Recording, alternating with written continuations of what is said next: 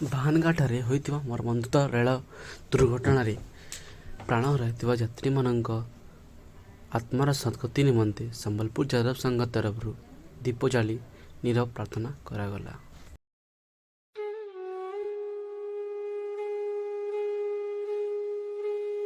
ଯେନ୍ rail accident ହେଇଛେ ସେଥିରେ ଯେତେ ଆମର ଯାତ୍ରୀମାନେ ଥିଲେ କିଛି ଆମର ଯାହା ରିଜର୍ଭ ଆସିକି 300 ପ୍ଲସ୍ ମୃତ୍ୟୁବରଣ କରିଛନ୍ ଆଉ 1000 ପ୍ଲସ୍ ଇଞ୍ଜୋର୍ଡ ଅଛନ୍। ତ ତାଙ୍କର ଯିଏ ଆମର ମୃତ୍ୟୁବରଣ କଲେ ତାଙ୍କର ସଦ୍ଗତି ପାଇଁ ଆମ ସମ୍ବଲପୁର ଯାଦବ ସଂଘ ଦୀପ ଦେଇ ତାଙ୍କ ଶ୍ରଦ୍ଧାଞ୍ଜଳି ସହିତ 2 ମିନିଟ୍ର ନୀରବ ପ୍ରାର୍ଥନା କରେ।